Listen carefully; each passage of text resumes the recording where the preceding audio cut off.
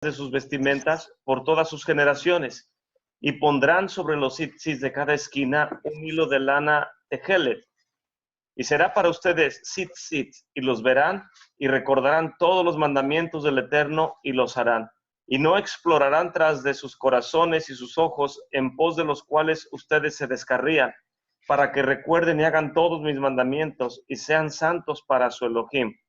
Ani Hashem Elokehem. Yo soy Hashem su Elohim, quien los sacó a ustedes de la tierra de Mizraim para ser para ustedes Elohim. Ani Hashem Elokehem. Yo soy Hashem su Elohim. Amén. Esta es la porción de los tzitzits. Hermano, una instrucción como esa vale a una mitzvah. Mitzvot. Sí, el mandamiento de usar tzitzits, en este caso, y tiene que ser, dice la Torá, en la kanaf, en la esquina de sus vestimentas. Entonces es requerido que si son una prenda de 4 esquinas, cada esquina tiene que traer los tzitzits. Y este mandamiento era solamente para los varones. Para los varones, sí. Entonces, en el caso de no el tzitzit, pero de otras cosas, parte de vestimenta, digamos, en el reformismo o con los hermanos reformados, ¿tiene validez? Porque, por ejemplo, hay mujeres que usan la kippah. Sí, muchas de las prácticas en el reformismo por eso mismo salió, porque querían hacer cosas que la tradición no incluye, pero terminó más en desorden que en algo ordenado. Entonces, por eso las congregaciones reformistas tienen mucho conducta que no es apegada a la halakha. En una ocasión me dice un jovencito aquí de Austin que si lo acompañaba a un concierto que iba a ser en una congregación judía reformista aquí en la ciudad de Austin, y dice, me acompaña, va a estar un varón tocando la guitarra, unos cantos que él tiene en un CD, etcétera, etcétera. Le dije, ok, vamos, te acompaño. Y cuando entramos a la sinagoga, que es muy bonita y muy grande aquí en Austin, me dice él, se me queda viendo y nos sentamos y dice, hermano, nada más le quiero advertir que en esta sinagoga las mujeres no se cubren y muchas veces entran con sus hombros descubiertos y a veces con faldas muy cortas o shorts. Y los jovencitos, muchos no entran con kippah y también entran con pantalones de mezclilla y shorts y cosas así que uno no ve en otros lugares. Y le dije, no, yo no vengo a fijarme cómo viene la gente, le digo, vine a acompañarte. Y sí, antes que empezara el concierto, empezaba a entrar la gente y era verdad, así venía la gente vestida en ese atuendo. Entonces, muchos no usaban tzitzits de los varones y muchas mujeres no se cubrían, pero es como los lugares de reformistas operan. Para la mente ortodoxa, observante, ellos consideran que muchas veces el sistema reformista es muy similar a lo que ellos llaman raíces hebreas. Entonces, por causa de cómo ellos ven que no se hacen las cosas correctamente. Pero nada más tener uno cuidado, cada quien trabajar su propia santidad de acuerdo al cumplimiento de los mandamientos, y eso ya hace grande beneficio en la persona, en el espíritu de cada persona. Pues aquí esta parashá vamos a meditar iniciando con el Sanedrín. Tuvo que ser exiliado por causa del gobierno del Imperio Romano que vino a imponerse en Israel. Al final del reinado de los Macabeos, la madre Alexandra Salomé tuvo 2 hijos, Hyrcanus, Alejandro, y se me olvidó el nombre del otro, pero Alejandro era más débil que el otro hermano y ella tenía miedo por Alejandro, entonces mandó traer un guardaespaldas para que pudiera cuidarle a Alejandro, y cuando vino el guardaespaldas se hizo amigo del otro, y terminaron ahogándolo en una piscina, y de esa manera Este era el padre del que conocemos, Herodes. Él fue el que vino a ser el guardaespaldas y después su hijo, que es el rey Herodes, consideró una oportunidad casarse con descendientes de estas familias que eran los aristócratas o los líderes del pueblo de Israel en ese tiempo y logró casarse, recuerdo con quién, con Alejandra o Salomé, alguien de ellos. Y los sabios de Israel tienen un dicho diciendo que en la casa de Herodes era más seguro para la propia vida de alguien. En este caso, estaba más seguro un cerdo en los corrales del rey Herodes porque él comía kosher que ser su hijo de él o esposa del rey Herodes porque mató a todas sus esposas y a todos sus hijos. Entonces, esta familia, al final del tiempo de los macabeos, mandaron traer, en este caso, a estos guardaespaldas que son de parte de Siria, del norte de Siria, y Herodes fue quien mandaron traer en aquel tiempo, aparte del ejército romano, para que pudiera hacer acto de presencia y cuidar un poco de los intereses de quien estaba a cargo del reinado en Israel. Y lógico que cuando los romanos vienen y los invitan, no vienen nada más porque sí, vienen con causas o con miras a hacerse cargo de más cosas o de obtener más beneficio, y ya fue muy difícil sacarlos, de tal manera que ya tenemos 2000 años de exilio desde que el Imperio Romano destruyó el Santo Templo en Jerusalén. Y la Shekinah, dice la Gemara, que fue exiliándose, fue saliendo del monte, del templo, del santuario en 10 etapas. Primero se manifestaba encima del arca, en el arca donde estaban las piedras de los mandamientos, y estaba el maná y la vara de Aarón que reverdeció y el Sefer Torah. Está hablando, este proyecto está hablando desde cuando están en el desierto. No, ya estaba construido el santuario, el primer templo en Jerusalén, okay. Y la Shekinah se manifestaba. En el segundo templo ya no había arca, pero en el primer templo que construyó Salomón estaba todavía el arca. Y mientras operaba el santuario en su servicio con los Kohanim y los levitas, la Shekinah estaba ahí. Pero la palabra Shekinah no parece como un poco abstracta.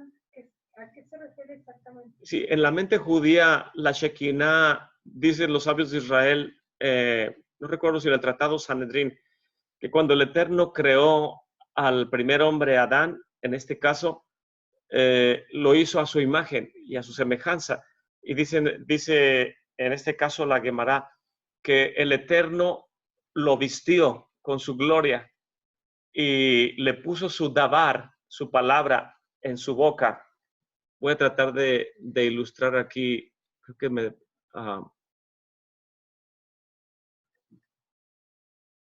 permite esta opción compartir algo. Aquí lo tengo.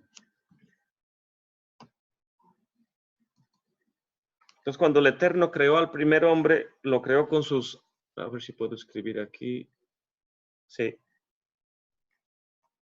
atributos. A ver si recuerdo todos. La Kabod, que es su gloria.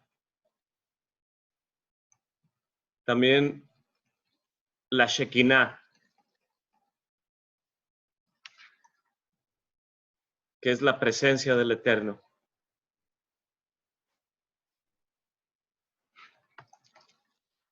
También su Devar,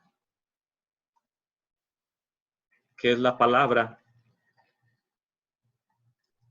manaba de la boca de Adán. El Ruach, Hakodesh, que se traduce como el viento de santidad, estaba junto a él. También la Kabod, la Shekinah, la Devar, el Ruach HaKodesh, Manahem,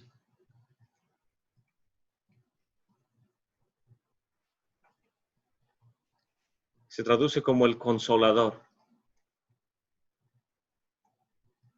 Kabot Shekinah de Baruch HaKodesh Manahem. El sentido de consolador que usan en el griego del Paracleto. Paracleto, ¿es lo Sí, mismo? es lo mismo. Ah, Ellos lo traducen como el Paracleto, pero en el hebreo es Manahem, que también es uno de los nombres del Mesías, Manahem. Kabot, la gloria, lo vestía la Shekinah, la presencia estaba con Adán, la Debar, la palabra emanaba de la boca de Adán, pero sin ser él el eterno, simplemente fluía la palabra del eterno, el Ruach HaKodesh, Hakmah. Hakmah, que es la sabiduría. no es el coma, ¿no? Hakmah, Hakmah. La sabiduría estaba en su mente de Adán, de tal manera que él puso nombre a todos los animales de acuerdo a sus características. No recuerdo bien cuáles más atributos, pero lo que trato de ilustrar es que a la imagen del Eterno es que él le puso, su gloria lo cubría, la presencia habitaba a su alrededor, la palabra fluía de la boca de Adán, el Ruach HaKodesh, el poder del viento, estaba con él, el Manahem estaba junto a él, el Consolador, Hakmah, sabiduría, estaba en su mente. Y como era el hombre, ahora no somos más que un cascarón, o éramos un cascarón, porque con la venida de Yeshua HaMashiach, él viene a restaurar lo que el primer hombre que hizo por error. Entonces, cuando el hombre falló, el Eterno le quitó su gloria, su Shekinah, su Debar, su Ruach HaKodesh, el Manahem y la Hakmah. Y el hombre quedó como un cascarón, sin nada de los atributos del Eterno. Y por eso dice el libro de los Romanos que por el pecado de un hombre entró la muerte al mundo, y con él la muerte pasó a todos los hombres por cuanto todos pecaron.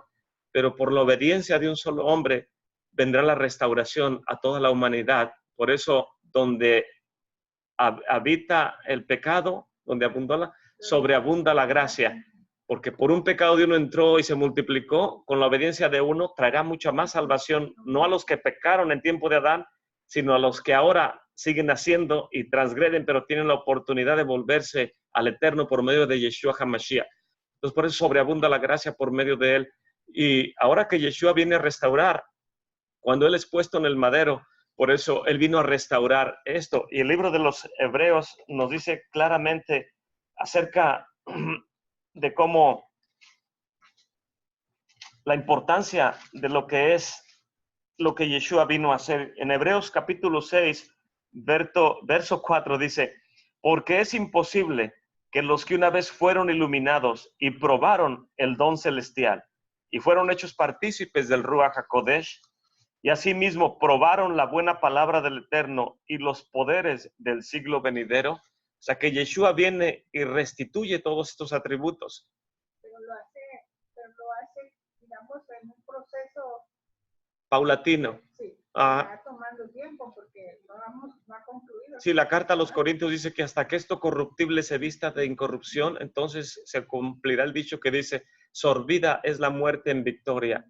Entonces, hasta hoy en día tenemos probadas, alguien tiene una palabra, una devar, y en alguien opera o lo reviste la Shekinah, y en alguna otra persona tiene una palabra de Hakmah, o alguien, etcétera, etcétera.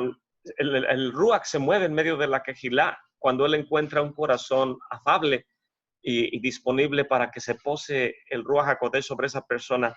Y el problema hoy en día es que cuando el Nuevo Testamento habla del Ruach HaKodesh o del Espíritu Santo, lo hace generalizadamente. Por eso cuando Yeshua dice, y viniendo Yeshua enfrente de ellos, sopló y les dijo, reciban el Ruach HaKodesh. Ahí él está diciendo que el poder del Eterno, perdón, más bien que la Shekinah, reciban la Shekinah, que la presencia divina habite en ustedes. Y cuando algunos de los discípulos están imponiendo las manos, dicen, y cayó el poder del Ruach HaKodesh, pues ahí está hablando del Ruach, del poder.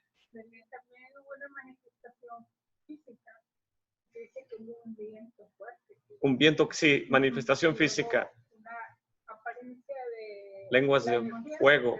Lenguas de fuego. Sí. O sea que fue muy muy evidente la Sí, entonces son diferentes manifestaciones de acuerdo a cómo, pero es traducido todo generalizadamente como Espíritu Santo, el neuma.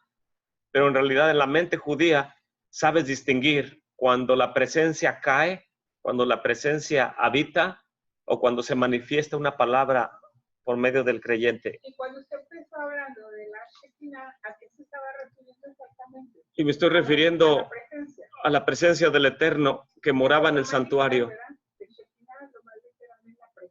La presencia divina, amén. Entonces la presencia divina operaba en ese tiempo en el santuario y se manifestaba, de acuerdo a los sabios de Israel, se manifestaba desde el Keporet, que es la cubierta encima del arca.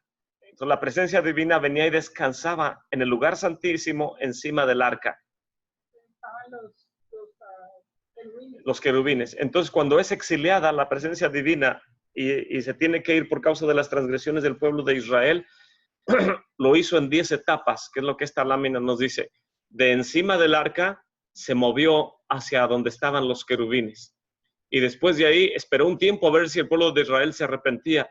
Y como no se arrepintió, se fue a la entrada del Kodesh HaKodashim, a la entrada del lugar santísimo. Y cuando no se arrepintió el pueblo de Israel, se movió hacia afuera del Ulam, donde está el área santificada que le llamamos la Azará, que es donde está el altar del sacrificio. Y ahí estuvo paseándose la Shekinah.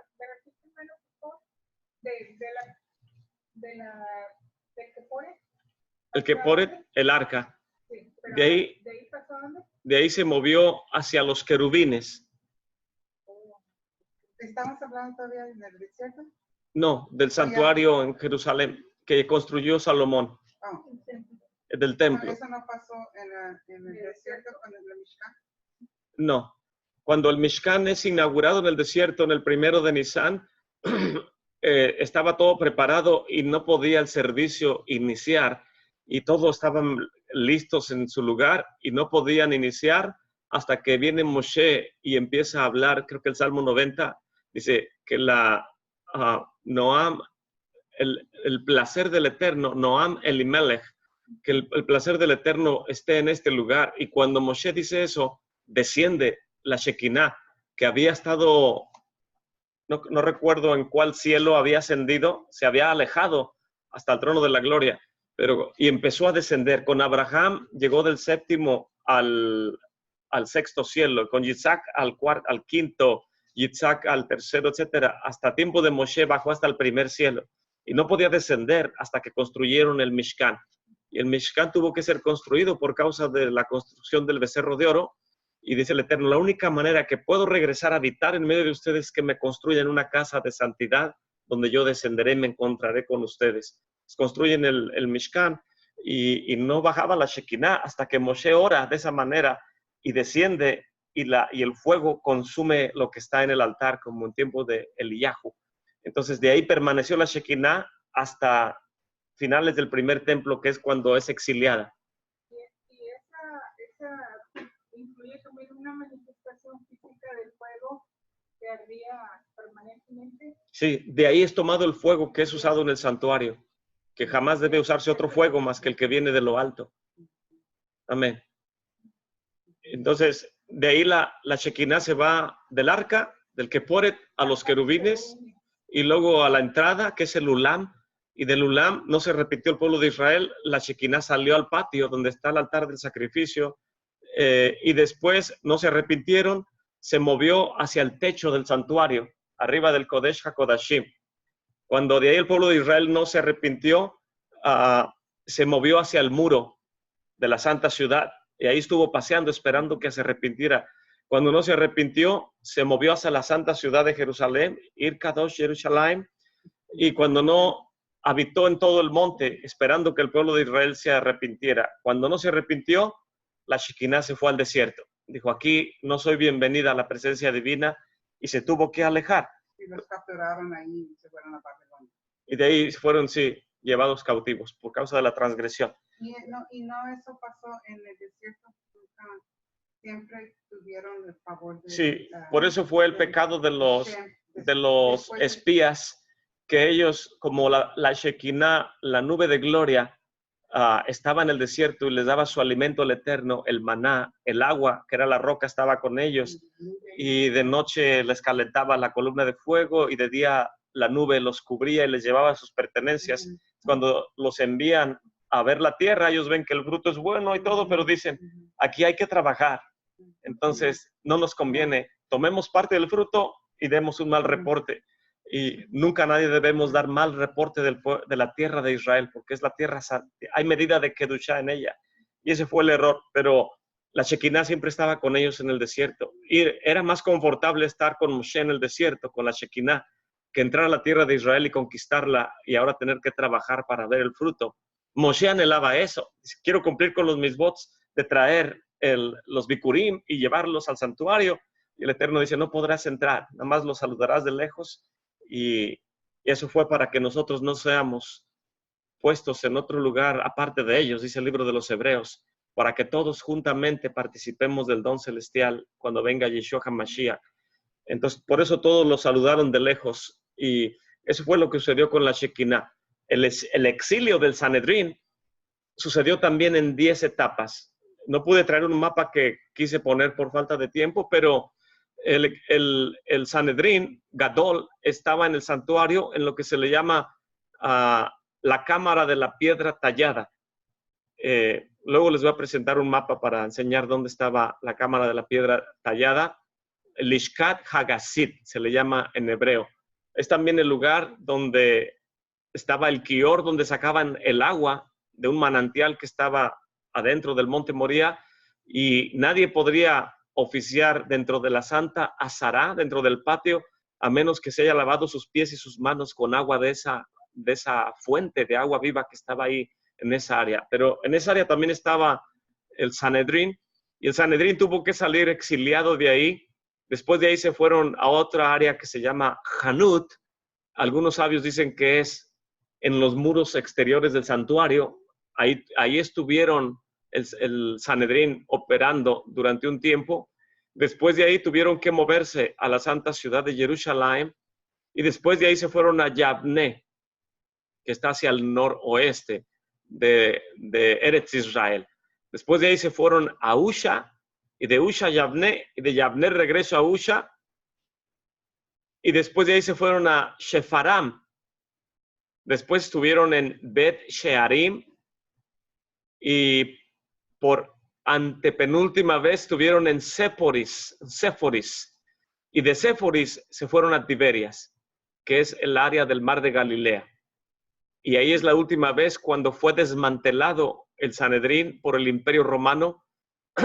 Y los sabios de Israel esperan que cuando, de hecho, el nuevo Sanedrín empezó a operar nuevamente desde Tiberias, la restauración. En este exilio estamos hablando de un periodo comprendido de qué tiempo. Babilonia. Desde tiempo de Babilonia hasta tiempo del Imperio Romano, que vino a destruir el segundo templo, y tuvieron que estar exiliados. Estamos hablando de la restauración del segundo templo. Ajá. De la restauración. Sí, después del segundo, de la reconstrucción de Esdras y Nehemías, todo esto, hasta cuando fue llevado a Tiberias, justo antes de la destrucción del templo, que fue en el año 70. Después de Yeshua. Ajá. Estuvo en Tiberias y de ahí fue desmantelado por el Imperio Romano. Entonces, lo que los sabios nos tratan de enseñar, que la Shekinah se alejó en 10 etapas, el Sanedrín estuvo siendo exiliado en 10 etapas y sacado también de la tierra de Israel, porque no podían los sabios operar en ese tiempo. Entonces, Tiberias es sinónimo es el mar de Galilea.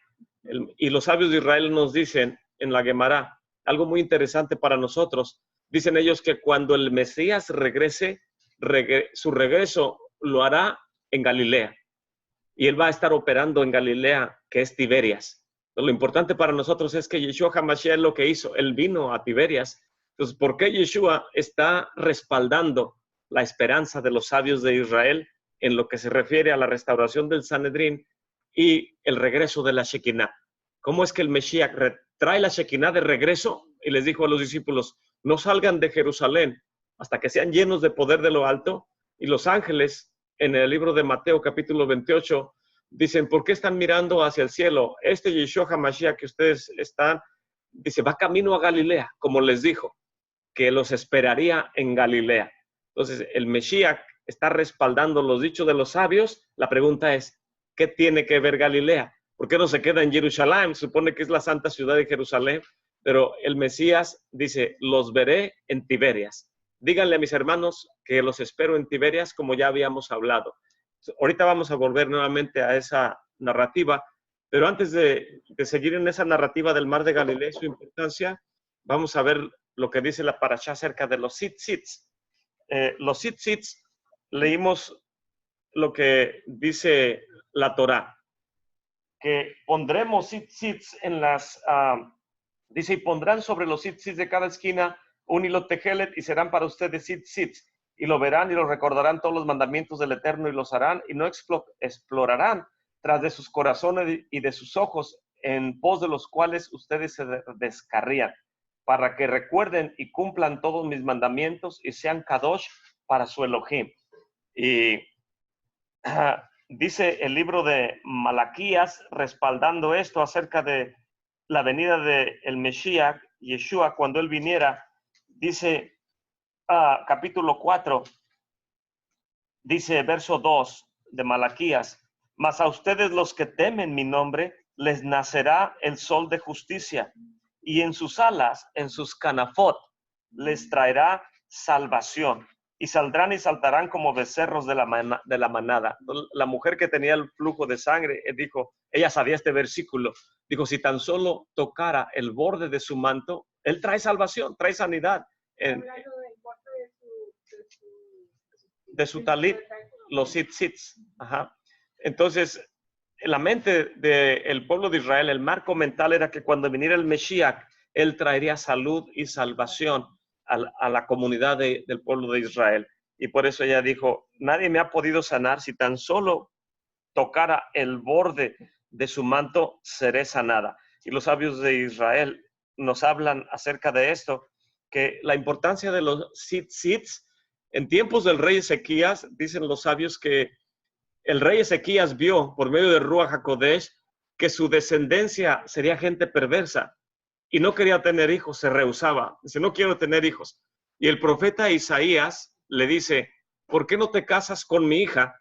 Y de esa manera, como yo soy profeta del Eterno, mi hija te va a ayudar a que tu descendencia no sea perversa como tú viste en visión. Entonces el rey Ezequías tomó en consideración y se casó con la hija del profeta Isaías, Yeshayahu Hanaví. Se casó con ella y de ahí nace el rey Manashe, que es uno de los reyes más perversos que ha tenido el pueblo de Israel, que puso una abominación en el santuario y derramó mucha sangre en el pueblo de Israel. Entonces, en tiempos del reinado de Manashe, el rey nunca quiso Manasés a su abuelo, que es el profeta Isaías. Siempre estaba en contra de él y le dice, 3 cosas tengo en contra de ti y que a mi ver hiciste en contra del Eterno. ¿Y cuáles son estas 3 cosas? Y el rey Manashe le dice, que la Torá dice, Moshe Rabbeinu dijo, nadie puede ver a Elohim, y tú dices, yo vi al Eterno. Voy a leer un poco donde viene el profeta Isaías, creo que es en el capítulo 6, y en el capítulo 6 dice, en el año que murió el rey Usías, yo vi al Eterno sentado sobre un trono alto y sublime, y sus faldas llenaban el templo. Y encima de él estaban los serafines, y cada uno tenía 6 alas, con 2 cubrían sus rostros, con 2 cubrían sus pies y con 2 volaban. Y uno al otro daba voces diciendo, Kadosh, Kadosh, Kadosh, Adonai Sebaot, Melakol Haaretz Kevodo. Y los quinciales de las puertas se estremecieron con la voz del que clamaba, y la casa se hinchió de humo. Entonces dije, ay de mí, que soy muerto, que siendo hombre inmundo de labios, habitando en medio de pueblo que tiene labios inmundos, han visto mis ojos al rey, Adonai Sebaot. Entonces Manashe dice Moshe que nadie puede ver al Eterno y vivir. Y tú dices, he visto al Eterno con mis ojos. Dice, tengo eso contra ti. Estás en contra de Moshe. Dice, otra cosa tengo contra ti. Que la Torá dice que los días del hombre son los que el Eterno le da y nadie puede vivir más de lo que el Eterno te permite vivir. Y tú dices, en tu libro, le dice a su abuelo, tú dices que ore mi abuelo, Ezequías, mi padre Ezequías, perdón, le estás diciendo que ore y tú das testimonio en tu libro que el Eterno le dio 15 años más de vida. ¿Cómo está eso? Si el Eterno ya decreta que alguien, de acuerdo a sus acciones, puede vivir o morir, y si él merecía morir, ¿por qué tú dices que él vivió 15 años más? Estás yendo en contra de los decretos del Eterno. Y dice, y número 3, Moshe Rabbeinu dice, busquen al Eterno siempre. Y tú dices, solamente en tiempo aceptable busquen al Eterno. Tratas de decir que no podemos buscarlo siempre, sino nada más cuando sea favorable a nosotros. Entonces, Manasés estaba buscando excusas para poder acusar al profeta Isaías en base a la Torá. Y Qué curioso, ¿verdad? ¿Cómo lo hizo en base a la Torá? En base a la Torá. Se quedó mucha perversidad en él. Torcer la escritura. Entonces, Manasés decreta, dice, como tú estás yendo en contra de la Torá, tienes que morir. Y lo manda a buscar. Esto es una historia muy larga que viene en la Gemara, pero ahí se nos narra en el Tratado Sanedrín y en el Tratado Yevamot del Talmud babilónico, en el Tratado Sanedrín del Talmud de Jerusalén. El Talmud de Babilonia nada más narra cierta parte, pero el Talmud de Jerusalén nos da más detalles acerca de estos acontecimientos. Y nos narran entre uno y otro. Yo nada más tomé unas notas rápidas porque no tenía tiempo de escribirlo todo, pero dicen los sabios de Israel, narrándonos acerca de esta anécdota, que Manasés lo sentencia a morir, a su abuelo, al profeta Isaías, y lo manda a buscar. Y Isaías, en su huida, para que no lo maten, entra en un bosque donde había árboles y pronuncia el nombre del Eterno o uno de los nombres del Eterno. Y entonces un árbol le muestra una boca, una entrada, y él se mete y ahí el árbol lo esconde. Y de esa manera él está escondido. Y cuando vienen los que andan buscándolo para matarlo, lo están buscando y no lo encuentran. Y aquí dicen los sabios de Israel, sorpresa, lo delataron sus tzitzits, porque el árbol no quiso esconder los tzitzits del profeta Isaías. Y la pregunta es, ¿por qué no quieren esconder? ¿Por qué el árbol no quiso esconder los tzitzits del profeta Isaías? Y los sabios de Israel nos dicen que porque el profeta Isaías cometió algo de error.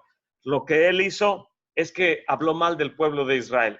Y nadie podemos hablar mal, si no podemos hablar mal de piedras ni de árboles, que es lo que hicieron los meraglim o los espías, mucho menos podemos hablar mal del pueblo de Israel, de su gente. No podemos contar al pueblo de Israel y tampoco podemos hablar mal del pueblo de Israel.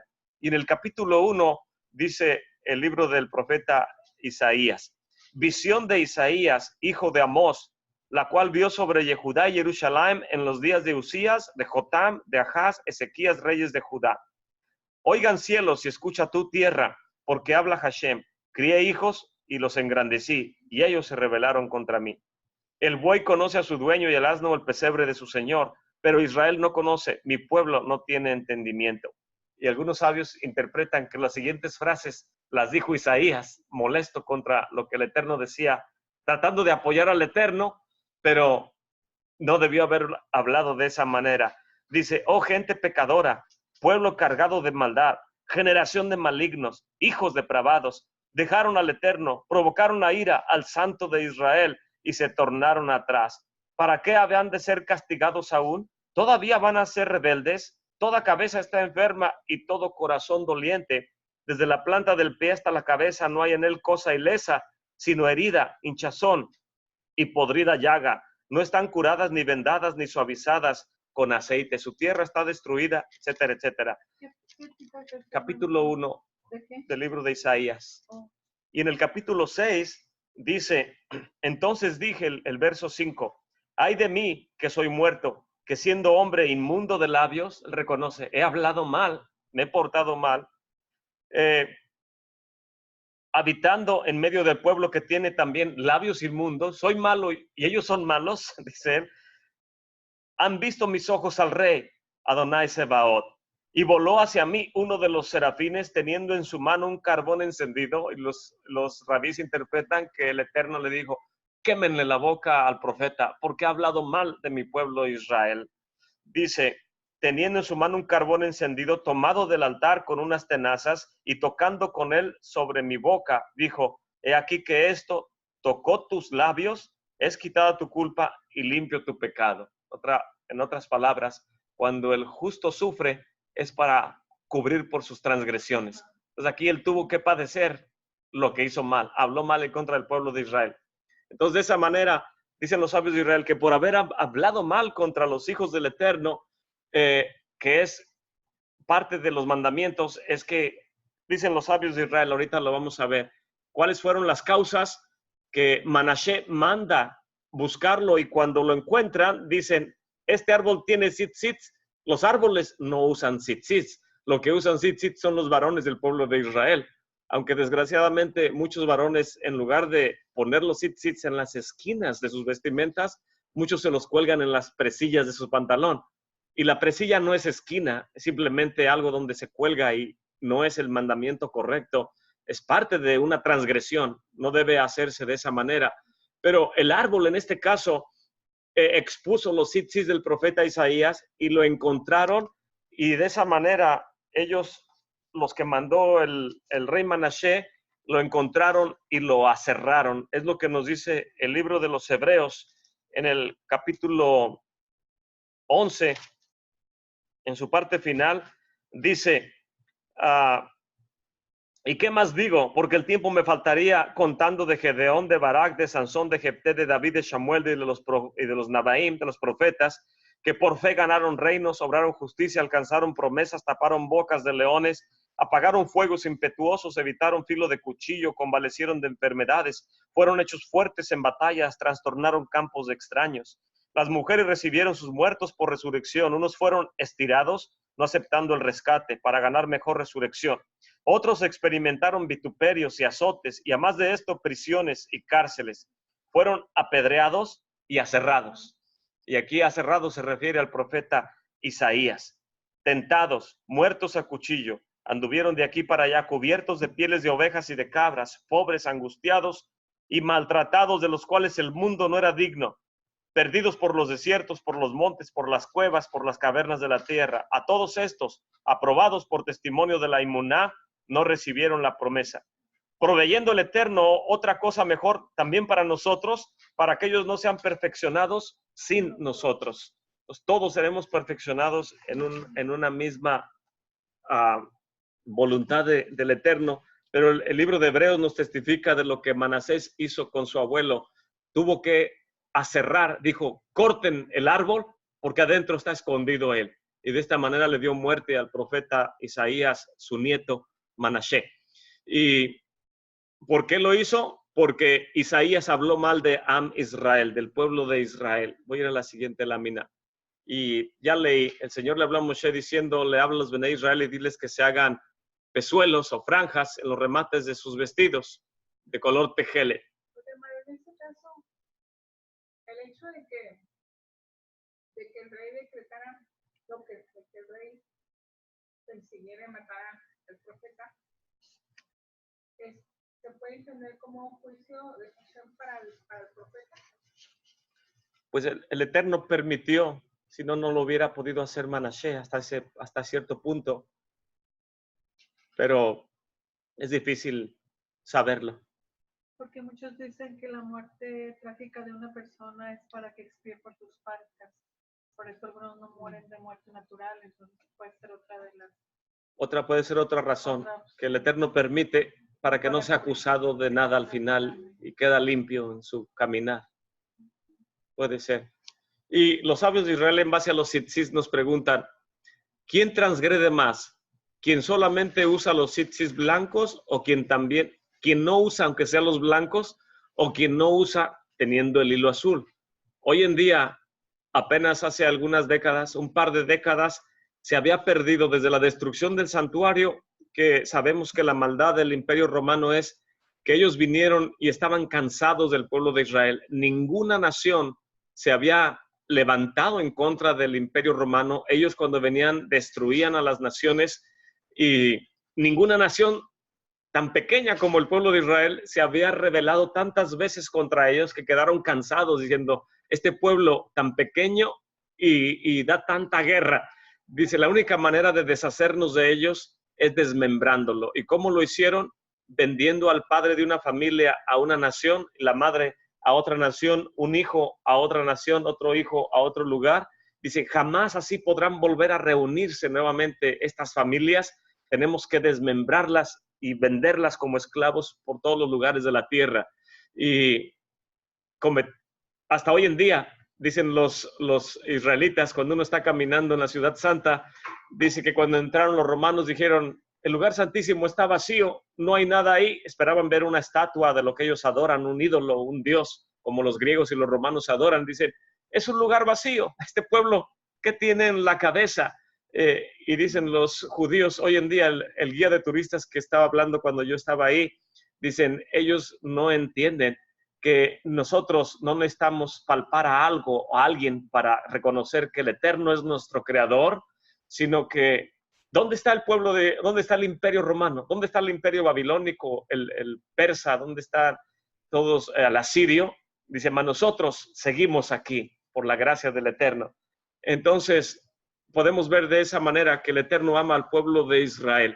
Y cuando se perdió la familia, en este caso que sabía cómo extraer la tinta del molusco con el cual se obtiene el tejelet, que es el color azul turquesa, que es un azul como el cielo y como el mar. Cuando uno mira en el horizonte el mar, cuando se junta y se besa con el cielo, así debe de ser los tzitzits, el color del trono de la gloria, que significa la eternidad y la inmensidad de la base del trono de la gloria. Cuando uno ve el horizonte del mar y se besa con el cielo, es como si uno estuviera nada más viendo la base del trono de la gloria y arriba está el Eterno y el Mesías. Y cuando se perdió la tinta, los sabios de Israel decretaron para que no cualquier persona traiga cualquier azul, azul subido, azul rey o azul claro, mejor vamos a usar solamente blancos. Y desde ahí hasta que encontremos nuevamente la tinta y el molusco, vamos a poder reinstaurar el mandamiento de poner un hilo tejelet en los tzitzis de las canafot, de las esquinas de nuestra vestimenta. Pero los sabios en base a esto dicen, ¿quién transgreden más? ¿Quién no usa ni los blancos o quien no usa blancos con el azul? Y los sabios dicen, quien no usa ni los blancos, que no es lo que está diciendo el mandamiento en la Torá dice, y pondrás tzitzits con un hilo tejelet. Y ese es el mandamiento. Y los sabios dijeron, hoy no hay tejelet, nada más los vamos a usar blancos. Y hacen una pregunta en los sabios, ¿quién transgrede más? ¿Quién no usa ni los blancos o quien dice es que no hay tejelet, no traigo azul? No traigo ni azul, y otro dice, yo no traigo blancos porque pues, no hay ni tejelet. Y dicen los sabios de Israel, el que transgrede más es el que ni siquiera trae blancos, porque tejelet es difícil encontrarlo y tal vez cueste más. Y el que tiene un poco de dinero podría adquirir tal vez nada más los blancos para cumplir el mandamiento y estar orando. Entonces transgreden más quien puede hacerlo y no lo hace. Es como un rey que le envía a dos personas y le dice a uno, tráeme un sello de barro. Y otro le dice, tráeme tú un sello de oro. Y al final ninguno de ellos lo trae. ¿Quién es más transgresor? El que pudo agarrarlo de barro y hacerlo con sus manos, porque era más fácil, que el que dice, pues yo no pude porque no tenía para conseguir el metal y poder fundirte tu sello. Entonces, en este caso, el que puede hacerlo y no lo hace, le es contado como transgresión. Y el Targum dice que se traduce para que los veas y te santifiques al Eterno. Y Rashi interpreta, para que luzcas como los ángeles que rodean el trono de la gloria. En otras palabras, cuando los varones están leyendo el Sefer Torah y rodean el arca, es como si uno estuviera dentro del lugar santísimo y donde están los querubines y está la gente involucrada en el servicio al Eterno. Y de esa manera, Rashi interpreta acerca de la importancia del mandamiento de los tzitzits. Entonces, el Rabí Meir y el Rabí Yehuda discuten en la Gemara. Nuestros hijos son nuestros hijos cuando se portan bien o cuando se portan mal.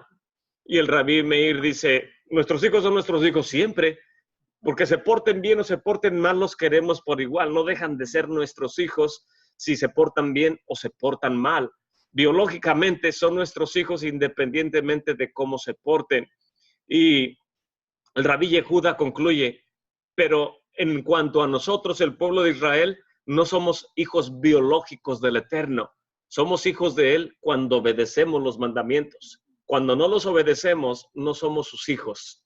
Entonces, ¿quién usa los tzitzits? Quien ama al Eterno. Los sabios de Israel interpretan, cuando entra un varón con tzitzits al área de oración o a la quejilá, al shul o a la sinagoga, como le querramos llamar, dicen los sabios de Israel que los ángeles del cielo dicen, abran camino porque aquí viene un hijo del Eterno.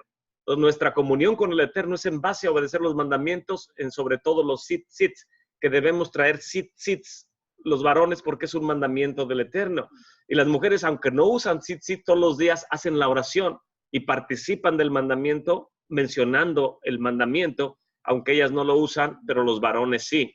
Y Yeshua respalda estos conceptos del Rabí Yehuda y del Rabí Meir cuando dice en el libro de Juan capítulo 8, Yeshua le respondió, de cierto les digo que todo aquel que hace pecado es esclavo del pecado.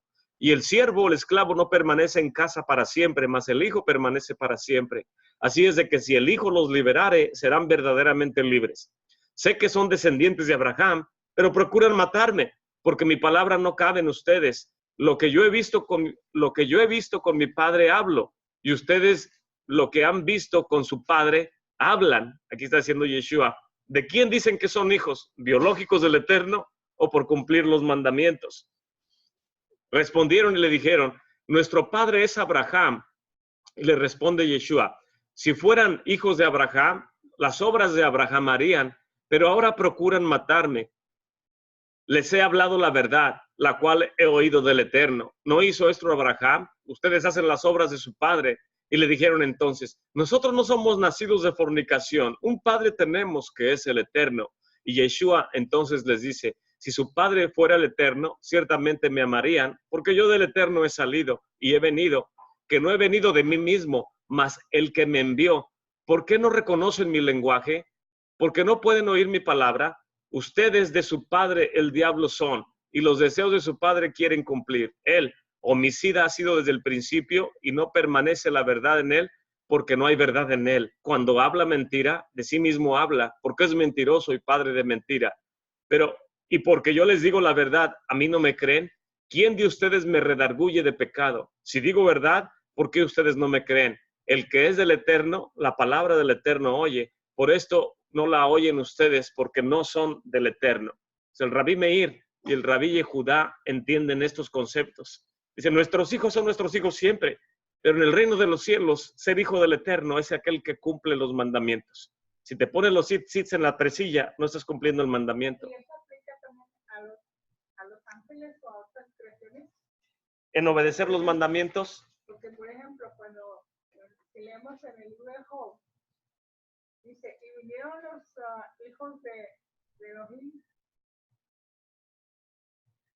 Sí, los Benei Elohim es lo que estaba comentando el hermano Jaime. También habla. Y los hijos de Elohim dieron a las hijas, ¿verdad?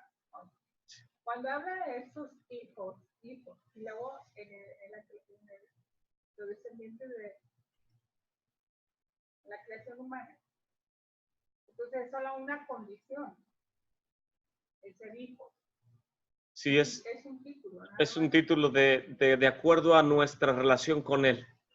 Si cumplimos los mandamientos y le amamos, somos llamados hijos del Elohim eterno. Pero si no cumplimos los mandamientos, entonces no somos llamados hijos del Eterno.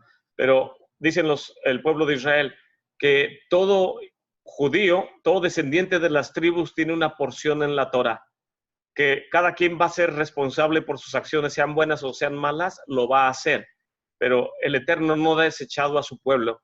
Y los sabios nos hacen una pregunta, ¿cuál es nuestra relación con el Eterno? ¿En base a siervos o en base a hijos? Y cada quien decide moldear su relación con el Eterno. Si lo hacemos como siervos, mucha gente dentro del movimiento de raíces hebreas dicen, porque Él es mi rey y yo soy su siervo. Hay una anécdota muy interesante de acuerdo a los sabios de Israel. Ahí había un varón, algunos años antes de Yeshua, que se le llamaba Joni, el que escribía o rayaba círculos. Le llamaban Joni, en inglés le llaman Joni, the circle maker, el que hacía círculos. Y este era un hombre piadoso en aquel tiempo en el pueblo de Israel.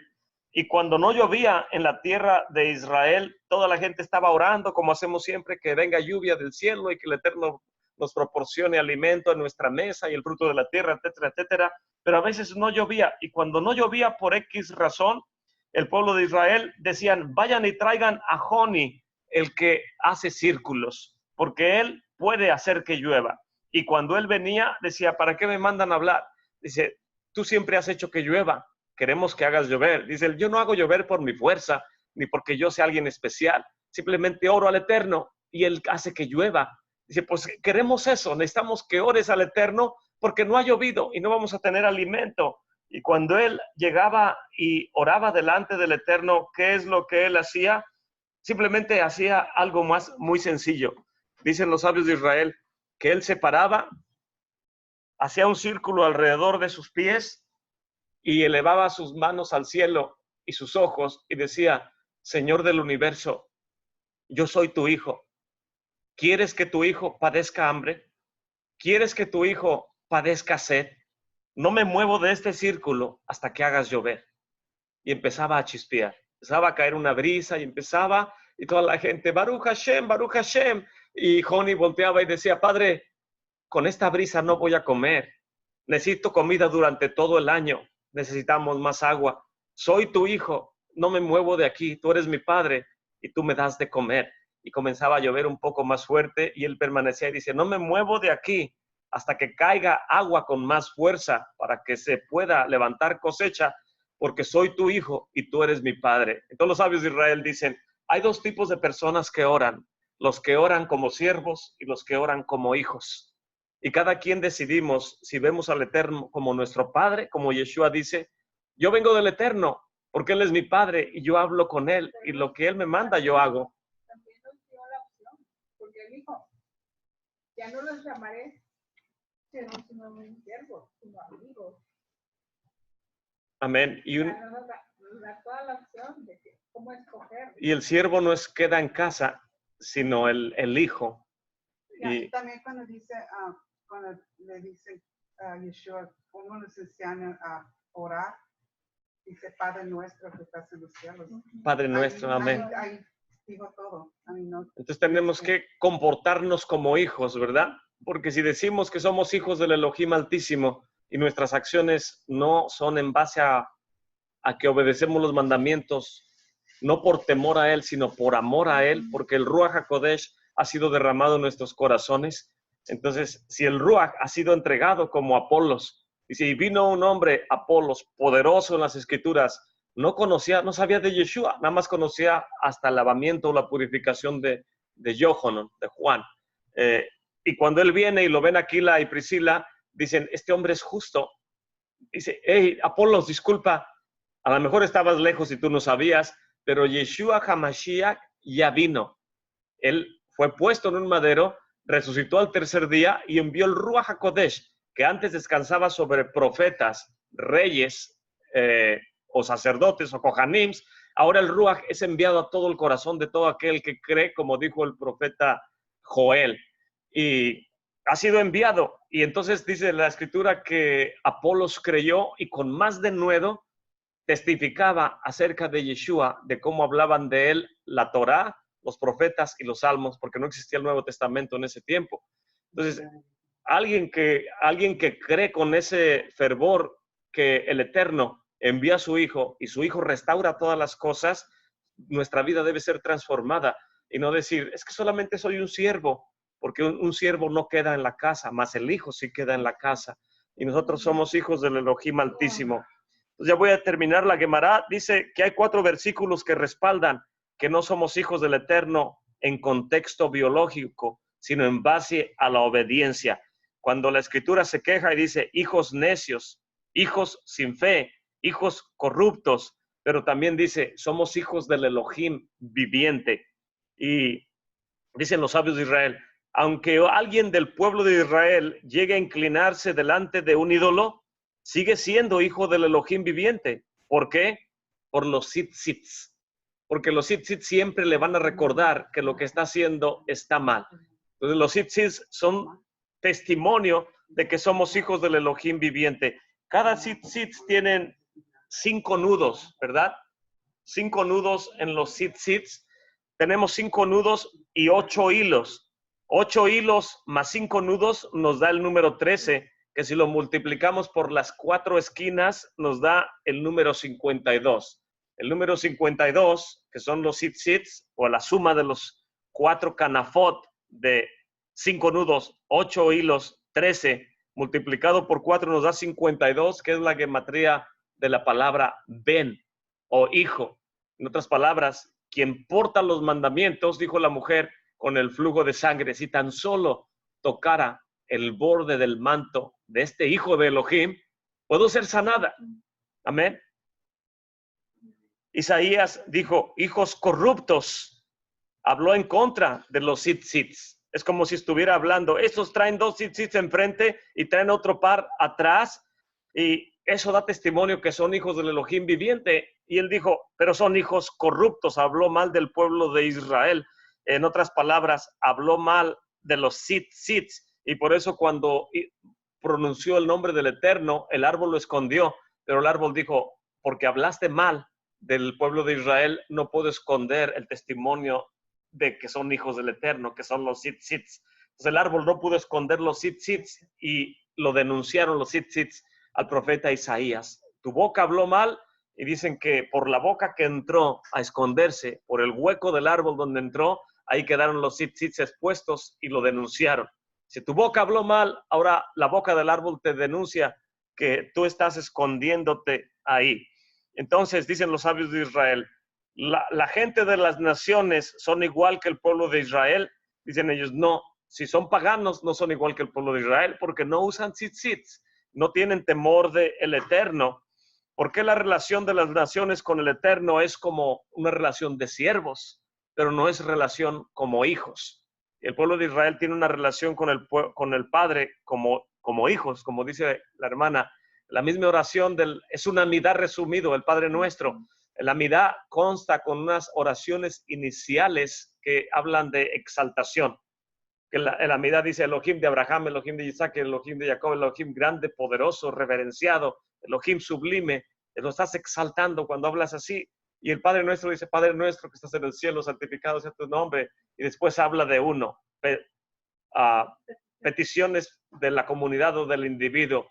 Venga tu reino, hágase tu voluntad, danos hoy nuestro pan de cada día, perdona nuestras ofensas. Y por último, el requerimiento de la amidad es versículos de exaltación. Porque tuyo es el reino, el poder y la gloria por los siglos de los siglos. Pero el mismo amidad de Yeshua que le enseña a los discípulos inicia diciendo, Padre nuestro que estás en el cielo. Es cuando alguien que trae tzitzits y tiene temor del Eterno y dice, Padre nuestro, todo el pueblo de Israel, estamos diciendo, voy a cumplir tus mandamientos, no porque me los imponga la Torá, sino porque te amo. Por eso lo voy a hacer, porque soy tu hijo, no en contexto que he sido engendrado biológicamente, sino porque obedezco y amo tus mandamientos. Amén. Esa es la diferencia entre las naciones y el pueblo de Israel. El Rabí Meir dice que el Eterno dijo, ellos son mis hijos. Y en el Yalkut Shimoni, que es uno de los comentarios antiguos, dicen los sabios de Israel que es de nuestro deber traer los tzitzits mínimo, aunque sean blancos. No recuerdo si fue el Gaón de Vilna quien en su lecho de muerte dijo, tan poco dinero y tanta bendición. Y dicen, ¿de qué estás hablando, Rabí? Le decían sus discípulos. Dice, de los tzitzits. Cuestan, comparada con el beneficio que te dan toda tu vida, el valor es insignificante y aún así hay varones que le piensan para traerlos. Dicen, tan poco dinero y tanta bendición. Y los sabios de Israel nos dicen, pero el Yalkut Shimoni dice, porque si traerlos con tejelet es más costoso y más difícil, al menos deberías traerlos aunque sean blancos. Y yo enfatizaría, no en las presillas, sino en las 4 esquinas de tus vestimentas. Y ahora volvemos, ya voy a terminar, al mar de Tiberias. Los sabios dicen que el Mesías se revelará en Tiberias. ¿Por qué en Tiberias? Dice el Yalkut Shimoni. Dice, porque Tiberias es nuestra conexión con el Mesías.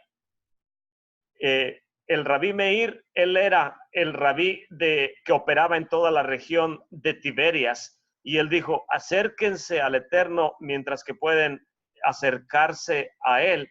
Y ¿cuál es la diferencia entre uno de las naciones y alguien del pueblo de Israel? El rabí Meir dice, en que el pueblo de Israel ama al Eterno y obedece sus mandamientos. Y el Mesías, cuando venga y se presente al pueblo de Israel, él va a venir a Tiberias, que es Galilea, y va a testificar que hay hijos del Elohim viviente en mi distrito. Dijo el rabí Meir, donde yo soy rabí, aquí mis hijos traen tzitzits, porque el Mesías cuando venga va a encontrar las cosas ordenadas en Galilea.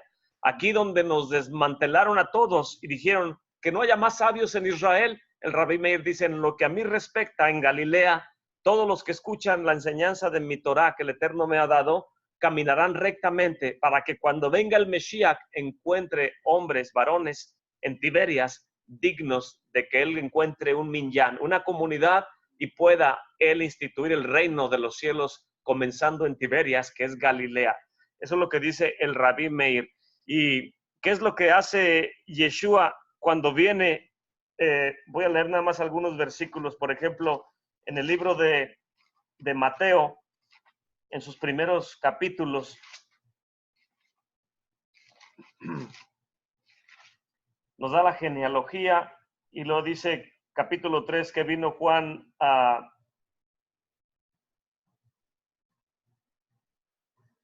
Bueno, voy a leer un poquito antes.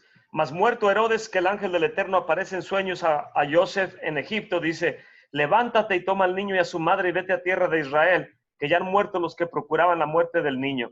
Entonces se levantó y tomó al niño y a su madre y vino a la Eretz Israel. Y oyendo que Arquelao reinaba en Judea en lugar de Herodes, su padre, tuvo temor de ir allá, mas amonestado por revelación en sueños, se fue a las partes de Galilea. ¿Por qué tenía que llevar Joseph a Yeshua a Galilea? Porque se esperaba que el Mesías se presentara en Galilea. Amén. Y dice aquí, y vino y habitó en la ciudad que se llama Nazaret. Nazaret es parte del distrito de Galilea. Capítulo 3. Después vino Yohanan predicando que el reino de los cielos está aquí cerca. Dice, y entonces vino Yeshua y tuvo que ser sumergido. Dice, su aventador está en su mano y aventará su era y acercará su trigo en el alfolí, quemará la paja en fuego que nunca se apaga. Entonces Yeshua vino de Galilea a Juan al río Jordán. Habitó siempre el Mesías en Galilea. Capítulo 4, estuvo en el desierto. Dice en verso 11, el diablo entonces lo dejó y aquí que los ángeles llegaron y le servían. Mas oyendo Yeshua que Juan era preso, se volvió a Galilea.